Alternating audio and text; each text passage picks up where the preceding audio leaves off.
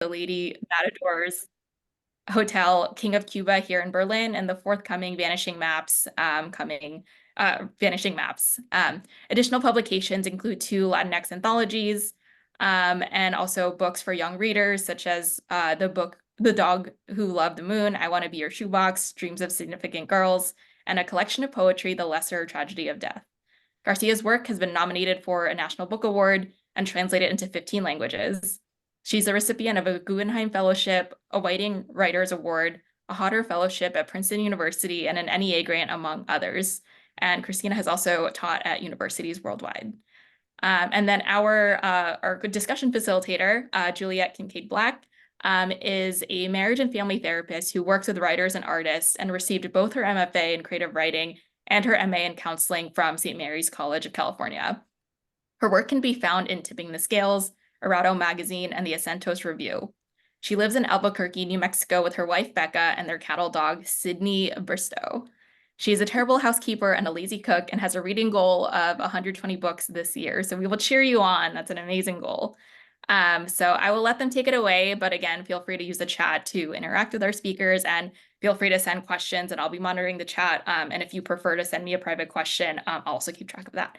So take it away. Yay, hi, everyone. Hi, Juliet. Hi, I'm so thrilled to be with you here. Oh, likewise. I was just thinking, we've done this a couple of times before, and every time it is a special treat for me. So I'm so excited to be with you here today. Likewise. Absolutely.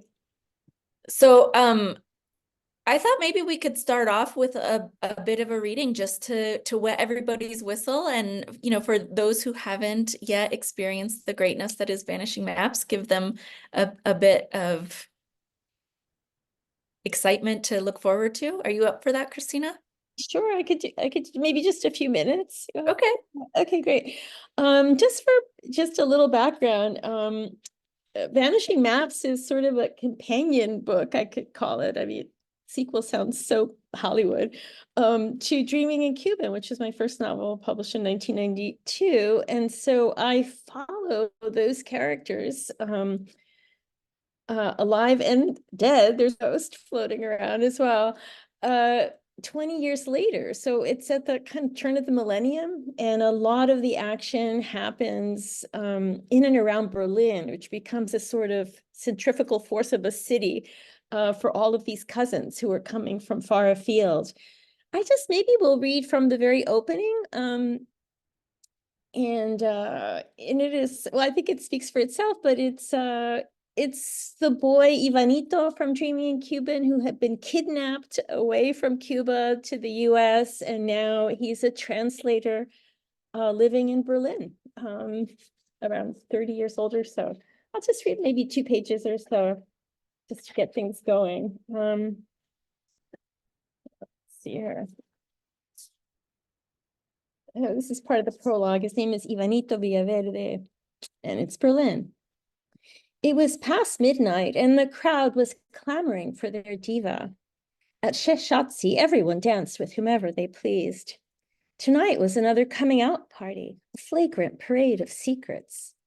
Life was more alluring when they drank, when they got high, when they swayed as one. Last New Year's Eve, when La Ivanita dragged a jewel-encrusted ball and chain on stage, she'd incited a riot of rejoicing. For this and much more, she was beloved in ravenous after-hours Berlin. Backstage, La Ivanita put the finishing touches on her makeup, thickly angled eyeliner, iridescent powder, a slip of pink gloss on her lips. She adjusted her wig and smoothed the satin pleats of her vintage, strapless gown. For the past 4 months, she'd been rehearsing a playlist of Olga Guillot's sultriest boleros. Miénteme, te amaré toda la vida, total. Till her lip syncing was flawless.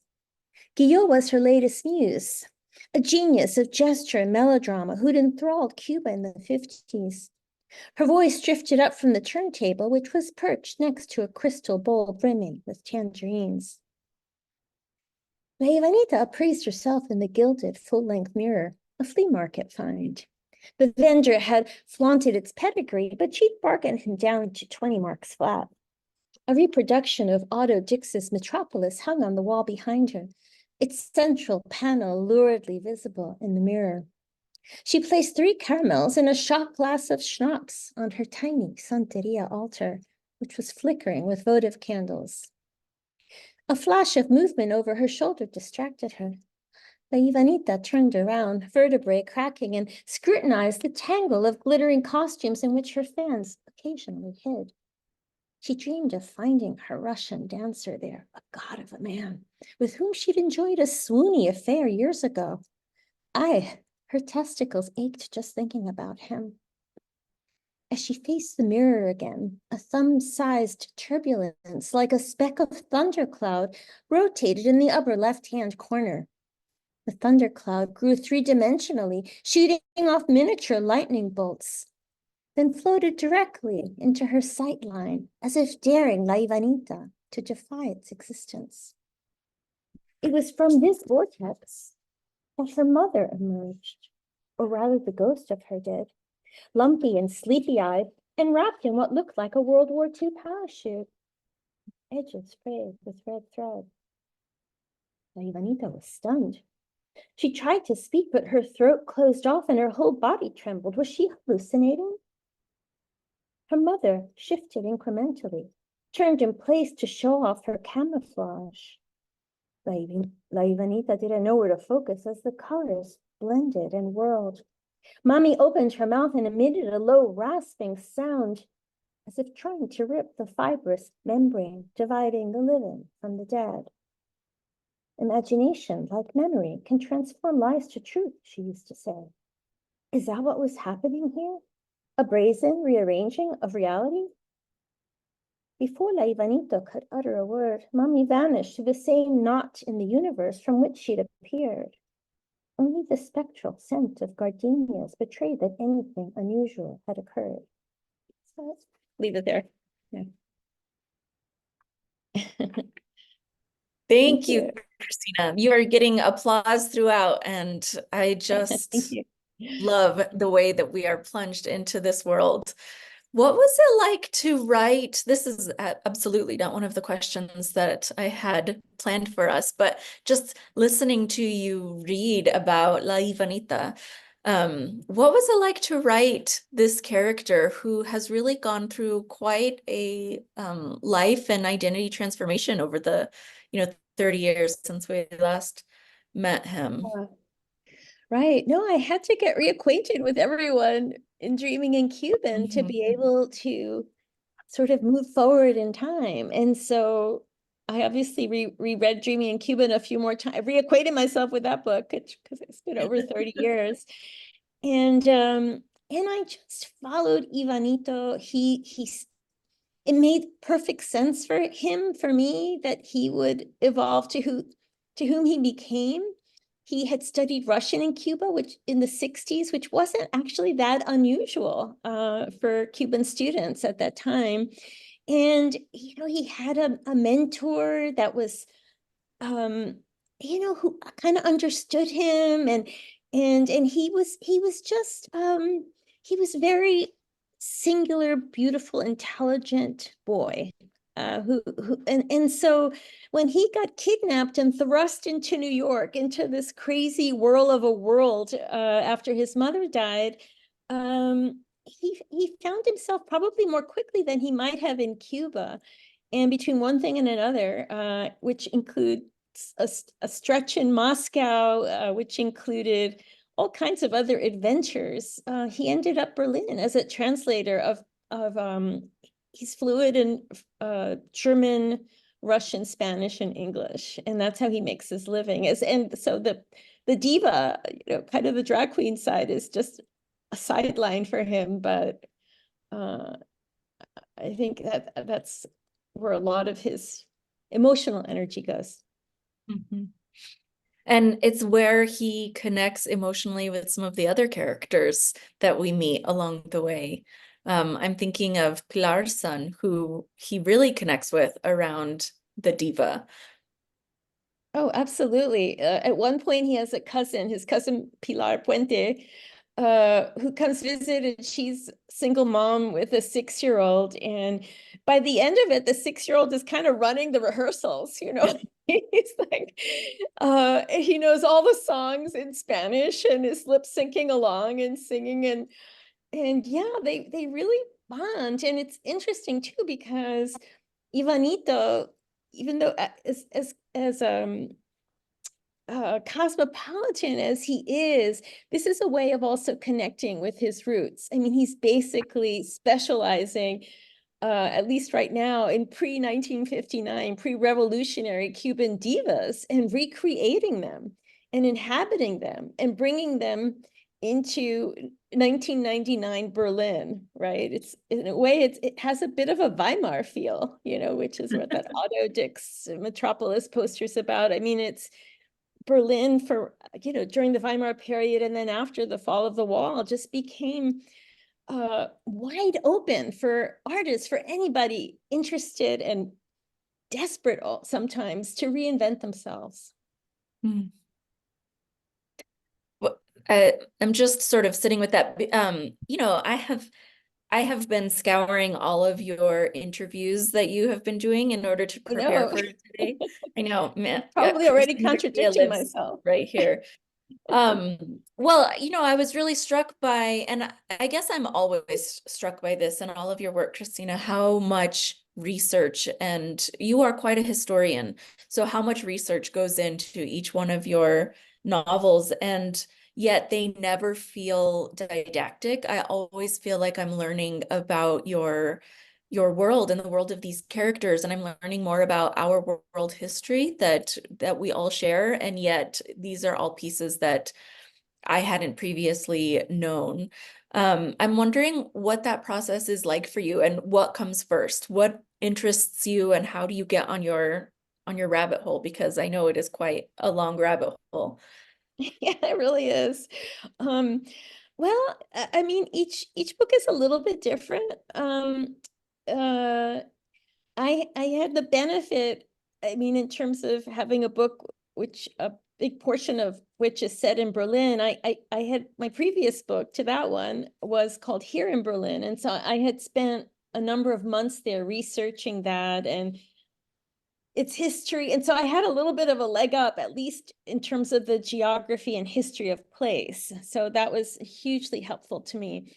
Um, uh, but mostly I just start with character and then just start feeding in almost on an as need to know basis, things I'm reading. And sometimes incidents happen that surface from like these little lacuna in the history I'm reading. I mean, ages ago, I was reading a book that was talking about the bombings, like almost carpet bombings of Berlin, and how the Berlin Zoo had been bombed a couple of times to the extent that alligators were ending up wandering around Berlin and scaring the housewives in Lutzwoplatz, and you know, and so that things like that become irresistible.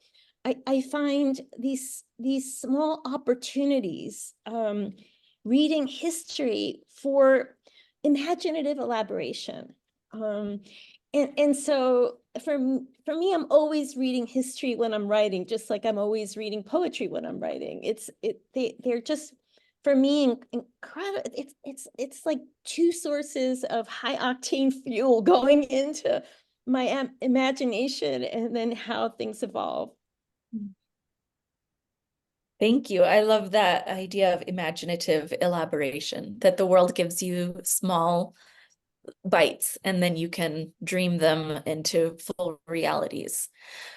You know, when Dawn was introducing us and talking about the Alta Mesa Center for the Arts and sort of what the beliefs and values that they're founded on, she said this one phrase that really stuck out to me, that we believe art is a spiritual act and a human right. And I have been thinking so much about the spiritual act of art and writing in particular, and reflecting on your characters, because so many of them, really, I would say all of your characters in Vanishing Maps and Dreaming in Cuban are artists of some kind. We have visual artists, performance artists, even the lingerie mogul. She is an artist, you know, like I'm everybody sorry, here. who was the last one? I missed that one. The lingerie mogul, the Oh, lingerie. yes, Yeah, yes. quite Okay, an I'm sure artist she'd like to herself. hear that. Yeah. I'm sure she would. That seems like her style. So I was wondering if you could talk a little bit about the spiritual gifts your characters have, what it is that is leading them to create, because it does seem like they are haunted with this unseen, this magic that allows them entry into this world. Mm-hmm. That's such a lovely question. And I don't know, maybe I think perhaps for me, artists are the artistry, and even in the the lingerie entrepreneur. I think in many ways for me, art seems to amplify possibilities, not just for what you are actually creating, whether it's sculpture or short stories or poetry, whatever, but also for your own life.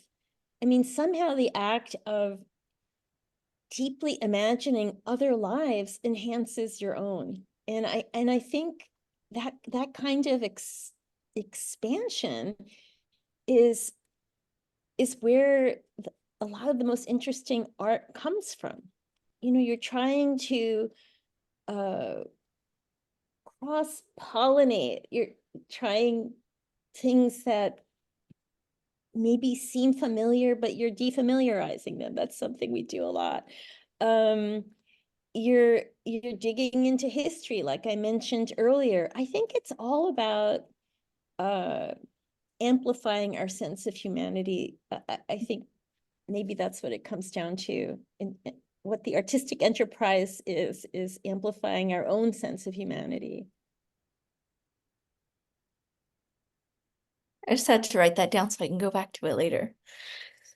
Yeah, amplifying our sense of humanity, which that it's interesting to hear you talk about that, because one of the questions I kept returning to in this book was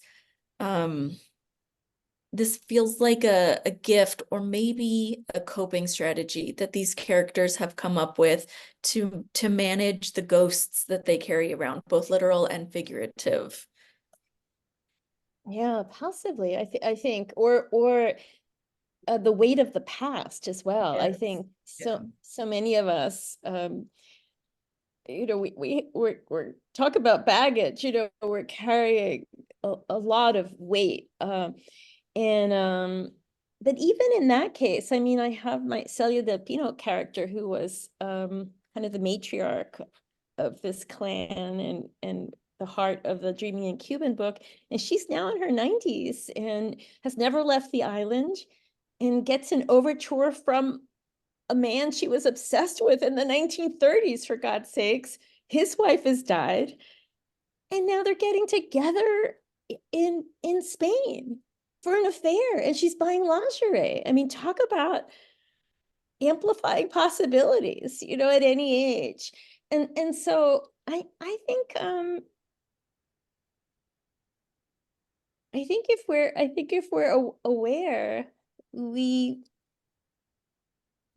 breathe in what we see, what we experience, our past, and we breathe out the synthesis and the insights in the trauma and everything else that's happened in fresh and compelling ways. You know, and sometimes it's very hard going. And I know, Juliet, you work with writers. That's one of your specialties as a psychologist. And I'm wondering if you might comment on how that process works with yourself as well as the writers who entrust Yeah. you with their stories and their histories. Yeah, that's such an interesting question. I definitely see them, and I see myself using our histories and our traumas and our ghosts in different ways. And I think, you know, it's really interesting to see these artists who are struggling to make sense of their experiences and separate that from make art that is informed by their experiences. And they go together and they really are interwoven, which I think, you know, works best. But I don't know, I'm going back to this word authenticity, that, you know, you don't know what you don't know, but you know when it's there. And this, like, what comes from inside of us, there's something we own and make sense of and grapple with, and then can put it on the page in this really, you know, powerful way. And I guess, you know, I think that you have put so much on the page in a powerful way that I use your books actually very often in my practice, because we do a lot of bibliotherapy, and I'm always saying, well, you know, let's go back and look at somebody else who has written about, you know, similar themes or similar struggles. And so there's some authenticity to that lends itself to being accessible. Well, thank you. I'm feeling like the queen of dysfunctional families, which maybe I am. You know? Well, you know, No, I I would mean, I definitely talk come about- from one, and you know, and then just Huh. dislocation, talk about everything. But no, I love what you said, and it reminds me of that famous Grace Paley quote about write about what you don't know about what you know. Yes, yes, absolutely. You know, I was wondering if we could talk about this family. I have so many questions about it, but one of them that I keep going back to is that everyone that we meet here, everyone in this family seems to have inherited something from the previous generations, whether it's ghosts or trauma or artistry or, you know, mental illness. And I was wondering if you could talk a little bit about the attachments these characters have to their family, their history, and ultimately to each other, because this is the story of a family. Yeah, absolutely. I mean, I'm sort of fascinated by this whole idea of sort of the epigenetics of experience, of how one generation inherits the experiences and difficulties and traumas of previous generations, and sometimes unbeknownst to them, because so many families are invested more in the secrets than in the facts, or even the voiced subjectivities of their experiences. So kind of lost my train of thought. What did you ask me about? Oh yes, so what people are doing. The Yeah, inheritance I and the mean, connection, I'm sorry. the Juliet? inheritance of Yeah, so I think we're all repositories of inheritances, whether we're aware of them or not. I mean, some of the things are obvious, and some of the things we can point to, my mother's nose or things like that. But there's also so much that is unspoken, that is hidden purportedly to protect us or protect themselves or whatever, or they're coming down from generations that they don't even know that they themselves have inherited it. But I think it's showing more and more that this happens on a genetic level, and that we are all absorbing what came before us, and we are also bequeathing to others what we carry. And so this is an ongoing process. And I think the more that we are self-reflective, get to know ourselves, go into therapy with Juliet, you know, write, do other kinds of artwork, the more this becomes visible. It's like so much is invisible in a lot of what we do as artists, and many of us here are writers and artists, is visibilizing the unspoken and making space for it, and amplifying and widening the tent for it, for what was previously too shameful to talk about, or it didn't belong, or that you know, and break the and betray the secrets that have kept us hostage all of us Yes. in one way or another. I love the betray the secrets, which is a little bit different from just spill the secrets. And I don't know, I can't help but think of Pilar, who seems to be a bit of a secret betrayer herself. And she is part of this generation between those who held the secrets very tightly and her son, who, you know, I am thinking about the epigenetics and all of the histories that he is inheriting. He also has some particular resiliencies and protective things that I think allow him to move more fluidly through those inherited experiences.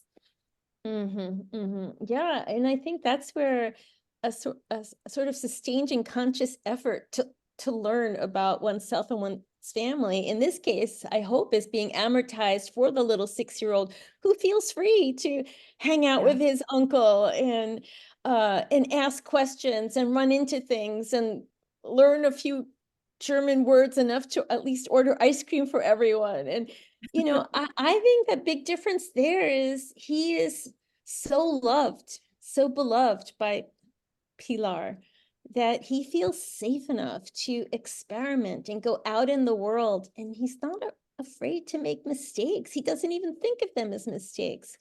And so I think if there's any character in which I feel most hopeful, is that 6-year-old kid who is growing up with a wide world in front of him and a kind of security and fearlessness that few of us have the luxury of indulging in. And so it's funny, every time you say Pilar, my daughter's name is Pilar too. And so I'm like, wait, what, Pilar? Pilar talking to Juliet. But anyway, yes. But I felt that way too when I was raising my daughter, who's now 31 and an editor in New York. But as a little kid, I mean, my mother in particular was always telling me how I was spoiling her, and she's not blah blah, you know, and she's not following the rules, and she's not doing this, and she's not doing that. But she was a free spirit, and I didn't believe in rules, really. I didn't believe in punishment. I just basically, we had 2 rules, which is just do your best and don't lie. Everything else was negotiable, and believe me, she negotiated everything. But yes, but I think with a sustained and conscious effort, we can also shift. We're not doomed to repeat our past or our inheritances. And I think writing is a way to understand not only what has happened to us, but what's happening in the world, and the privilege of inhabiting characters even far afield from our own experiences. Oh, absolutely. You know, one of the questions that I had to do with the multiple identities. I saw this conversation where you talked about the multi-hyphenations of being well, for these characters, Cuban and American, Cuban and Russian and, you know, like all of the ways that we dance across these borders. And I have returned to that idea many, many times because I myself I live a hyphenated identity as a, you know, a woman with multiple ethnicities, but also as a woman with a hyphenated last name. I feel like my entire life is lived on that hyphen, and like there's so much of what's important to me is in the hyphen, not on one side or the other, but you know, what's in between. And I was wondering, it seemed like that was really calling to you and interesting to you. And I wanted to hear, what was it about that dynamic, this idea of multiple identities held in one small dash, that was interesting for you? Yeah, that's beautifully put, Juliet. I love this idea of dancing on the hyphen. I think in the Cuban context, and in this book in particular, I'm really focused on the Cuban diaspora. I mean, so much. I mean, the paradigm for history and stories about Cuba is sort of in Florida or on the island, and the shouting match that has been going on for decades. But really, it's a lot more complicated than that, and the allegiances are more complex than they're made out to be. And so for me, you know, having one of the cousins in Berlin and having another cousin be Cuban Russian, and you know, who is sort of a mover shaker in Moscow in the 90s, when it was like the Wild West, in some ways interestingly, in some ways tragically. You know, Pilar lives in Los Angeles and is an artist. I mean, so there's so much. It's so much bigger than what people would have us depict. And it's so fascinating to me too sometimes. And this happens to me in Miami, where I'll get comments like, "Oh, a Cuban daughter would never say anything like that." And I'm like, "Well, I'm saying it." You know, it's just it's just this idea of you're supposed to tell certain kinds of stories within certain kinds of parameters, and anything else is a kind of betrayal. You know, what are you doing? Do you know Cuban families like this? Do you, you know, I was recently asked that at a talk back after a theater piece. So I just think I want to explode all of those do's, you know, do's and do nots, what you're supposed to do. And I know for sure what we are not are public relations shills for our families and our communities. I think we have an obligation to tell our truths through whatever means we do, whether it's through visual arts or poetry or any other form of the arts. I think it's important to have that cacophony, to have that dissent. I think I even when I'm teaching, I'm sort of against this notion of consensus, and I often will break up my classes when I was teaching into little groups that so a writer would go around and get 5 or 6 different takes on what she's written, and that's how it is, right? And so we are the ultimate arbiters and of synthesizing that information and that feedback. So anyway, I know I'm going kind of way off. We are following you. Well, I'm glad someone is, because I'm losing track of my own thoughts here. But yes. So I think it's absolutely essential to tell our truths in whatever forms they take. Yeah. I will just say to those of you who are listening, if you have questions, you can unmute yourselves, raise your hand, put them in the chat, whatever works for you. I have questions for days, but you know, you're here to listen to Cristina, so please feel free to jump in with your questions. Cristina, to go back to this idea of expanding what people expect Cuban to look like, or Cuban American, or woman, honestly, I'm wondering if you can speak to how your characters break away from the stereotypes that they are expected to model, or the general expectations, or the family dictum. You know, how are they, because from page 1 they are, but I'm wondering how you, I don't know, how you see that. What is your relationship with that for them? Yeah, I mean, well, like even with the Ivanito character, he is having to deal with this ghost of the mother. This is her first appearance, but boy, she kind of hounds him the entire book. And she is a nightmare, I have to say. She literally, you know, and so she's trying to pull him almost across the border into death with her, that she needs him not to be who he is. And so that's one of his struggles. And I think in some ways she represents the tidal pull of the past, the tidal pull of expectations of like how children are supposed to behave to their elders, how responsible are we, even posthumously, you know. I mean, she doesn't let up.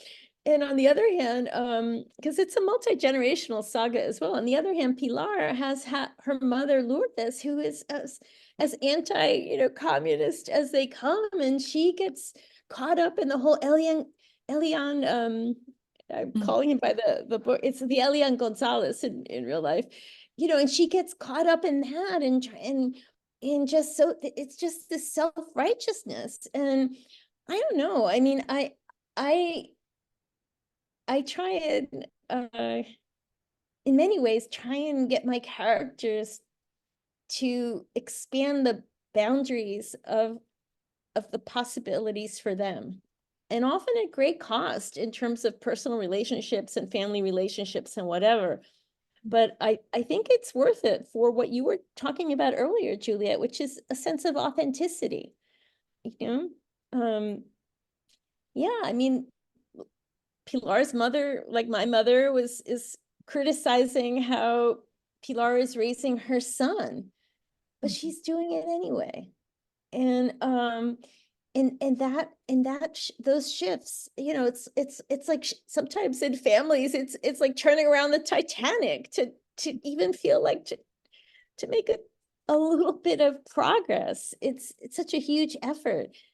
And it says something more about why people are invested in the stories that they are invested in. And how are the stories and the people competing for the narrative in the family, and who's picking what and why. And I am trying to rupture that received narrative and build in more possibilities for my characters, I guess, and for myself in doing so. Well, I think there's some powerful magic in rupturing that narrative and offering new possibilities. So often we do inherit the family narrative and then accidentally carry that forward into the next generation. Actually, I was just in my book club today, we were reading When Women Were Dragons. I don't know if anybody has read that. It's by Kelly Barnhill. It is a fantastic piece of speculative fiction where in the 1950s, women are really, they're stifled and they're feeling a lot of rage. And so there's a mass dragoning where all of these women turn into dragons because they just cannot with the men anymore. And it is fantastic. And there are a fair number of men in this book club, and they were saying, the women were saying, oh, we understood the rage and the humor, and we just absolutely got this book. And all of the men said, we were so sad from start to finish in this book. It was very sad. Right. Which is a very interesting, read. But one of the men said, I learned that I need to be more careful about the family narratives that I'm passing down to the next generation. And that's the power of fiction, right? And that is, I think, what's so powerful about what you're saying is, yes, it may feel like turning the Titanic around, but with that intention that you bring, that intention that we feel on the page, we are turning many narratives around one piece at a time. Yeah. Thank you. I'm happy to take any questions directly. Just put on your unmute yourself. I don't know if we have any questions coming in on the chat. I'm very monofocal, so I can't do more than one thing at once. I will look for you. Ma, it looks like you have a question. Yeah, I have a question, Cristina. This has been so wonderful. Thank you, Cristina. Thank you, Juliet. Oh, it's such a pleasure. Thanks for being here. Yeah. So as a poet, I'm so curious how poetry has fed you in your process of writing novels. So I'd love to hear about that. Oh yeah, no, for me, it's a kind of daily bread situation. I read poetry for pleasure, but I also read it, talking about for disruption. I read it because it disrupts my progressive thinking in terms of like in the order of which I think. It gets me thinking in terms of imagery. I absolutely admire the distillations of culture, preoccupations with mortality, all the things that happen in wonderful poetry. And so for me, it's a great way to start the day because I suddenly recede from the quotidian and I am swimming in a sea of gorgeous language and imagery and rhythms that, prepare me to try and do something different on the page, even though I'm writing prose and to remind me that I have a lot more freedom than I think I do, even just on the level of sentence. Thank you. I love that. Thank you, Cristina. Thank you for asking. I have a follow-up question while we're waiting for others, which is, do you do anything differently? Do you have rituals that vary when you're writing screenplays, or when you are sitting down to write poetry? Because I know I you read a lot I of. mean, I do have a book of poetry, but I don't write much poetry. It's almost like someone saying, "Oh, because I love yoga too," and they're like, "Oh, maybe you could become a yoga teacher." I'm like, I love yoga too much to become a yoga teacher. So it's sort of the same with poetry. I just want to, I just want to come to the buffet without feeling like I have to bring a pie. I just love poetry that much. So yeah, no, for me, it is ritualistic, and even the way I choose books, the way I amass them during the course of writing a novel. There are poets I feel like who are whispering in my ear, and I'm so happily receiving the wisdom and the language and the possibilities. And so yeah, so I would say that's the most that hasn't changed in over 30 years. I read poetry every day. And also it's for me, and I do a short course on this sometimes, it also helps me cultivate chaos. And that's another way of disrupting any preordained conclusions that keep insinuating themselves. This is what's supposed to happen or what should happen, and instead I'm welcoming the unknown, the dimly perceived, what's kind of barely on the horizon, barely discernible, and I'm bringing it all in, and I don't know what's going to happen. And so it's a way of cultivating unknowing that leads to fresh knowing, fresh kinds of knowing. And so, do you cultivate chaos in your screenplays too? In your plays for the stage? It's different in screenplays because it's a whole other animal, and I just finished doing this adaptation. And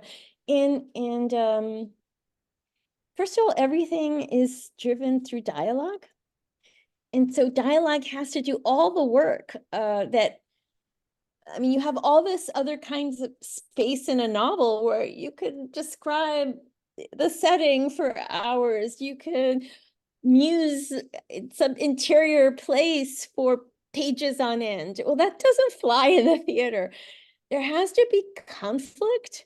Everyone has to have, as they call, a want, and it has to have a kind of propulsion to it. It's almost like the meter's on from the moment the curtain goes up, right? And the clock is ticking, and so it pushes and it can have so much beauty, and you can do so much with dialogue. And it's taken me this long to get to the point where I feel confident writing dialogue. Before, I would avoid dialogue. I'd have lovely, like lovely paragraphs, description, interiority, and then like one little sentence of dialogue, and then I'd retreat. And now, so everything being driven by dialogue is a new kind of challenge for me. And also, it's also different because it's incomplete without the cast, without the show, without everything, all the attendant fun and problems. Whereas I don't really have the last say. I work with this young director who's brilliant and amazing and comes up with all kinds of things. So you're writing to some extent a blueprint in a play, but you're dependent on the director, the scenic designer, the costumes, the lighting, you know, the actors themselves, who often will, you know, have said to me, well, you know, I don't think my character would say that, even though I wrote them and they're my people, you know, it becomes something else, and you have to kind of let it out of your hands in a way that, I mean, with a book, it goes out in the world, but it's sort of one-on-one, two sensibilities engaged over time, and you're not present. Thank goodness, you know, you don't get to see the people throwing the book across the room. But in theater, you're there and people are reacting in real time to what's happening. It's a very different animal. I'm sort of glad I came to it later in life. I think I would have been scared to death earlier. Yeah. Well, I was just thinking, wow, it sounds like that takes a tremendous amount of courage to be willing to leap into the unknown like that, because it's an unknown every time the curtain goes up.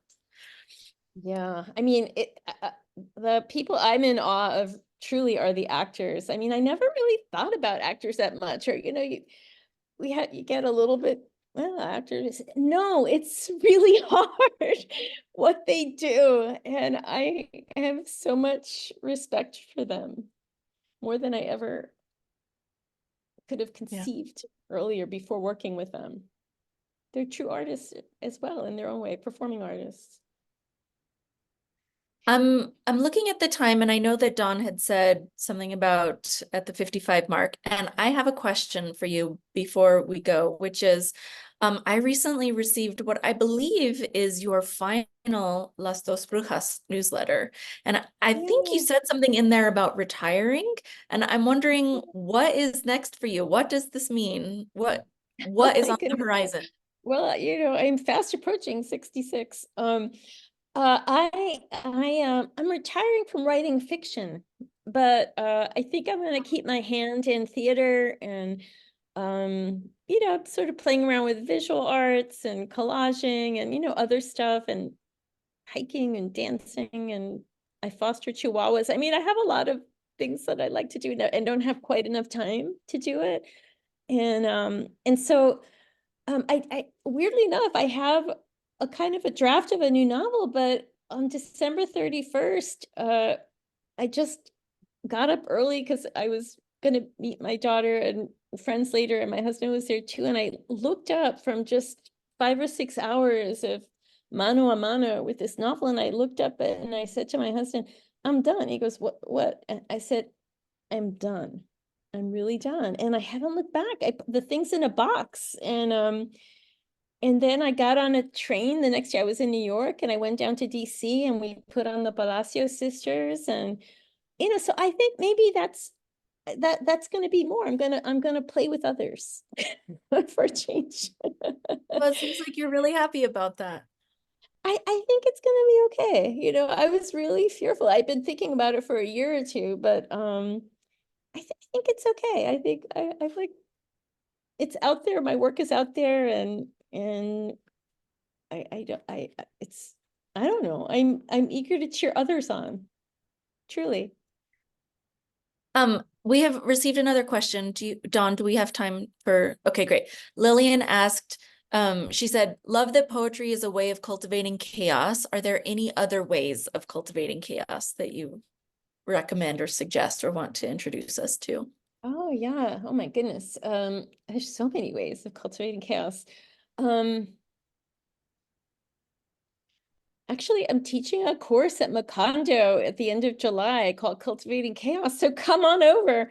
But another way, you know, there are many different things. Like if you're stuck someplace, you know, if you're stuck in a chapter, or I will often read things backwards. I mean, I literally have read all my novels backwards at least several times. And by backwards, I don't mean like literally backwards, but I mean like the last chapter first, the penultimate, and all the way down to the beginning, because we get into these ruts. And by the time 100 pages go by, you can't be analytical.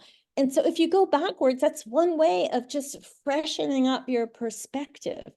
cultivating chaos in a way is how can you look at material you've been looking at day in, day out, sometimes for years, and how can you still enliven it and get some perspective on it? And so that's just like one other way. Read the stuff backwards. Read the poetry. Those are probably two of them, but if you want more, come to my condo. You know, Cristina, I'm thinking about, I took a class with you at your house, actually, and you gave us this exercise where you had paint samples, like the wheel where you, if you're going to see, I'm going to paint my house, I'm going to paint the wall. Right. The color wheel, Yes, the right. color wheel, yes. And the invitation was to look at the language for how they use the color and then use that language not to describe a color, but to describe something else that was happening. And that seems like a type of chaos that honestly, I go back to that exercise very regularly when I'm no writing. kidding. Because, I don't even remember that one, but thank you, Juliet. you're welcome. Yeah, you summer.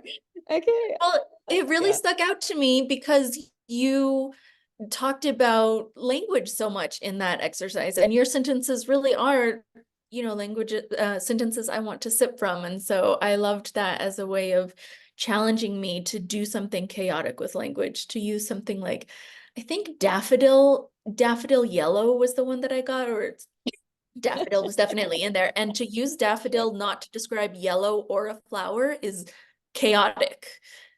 Right, right. Thanks for reminding me. I kind of like that. Yeah, now that you mention it. Yeah. You're so welcome. Okay. Oh, well, I so Awesome. appreciate you all coming out on a Sunday. I know there's a lot competing for your time, and I appreciate the support. Juliet, it's always a pleasure to see you and get to chat with you. And Mary, thanks for thinking of me for this, and Dawn for presiding, and everyone else for coming. Jude, all the way from West England. I don't even know what time it is there, but it must be late. So thank you, and good luck with all your work in progress. Yes, thank you And so much, Cristina, Cristina and Juliet. Thank you everyone for coming. We will send out this recording in the next couple of days, and definitely stay in touch with our mailing list. We'll have something every month. So looking forward to seeing you again. Okay, thank you everyone. Namaste. Okay, bye. thank Bye, you, everyone. everyone. Bye. Okay, bye-bye. Thank you. Bye, Julia. Bye, Jude. And Bye, Cristina,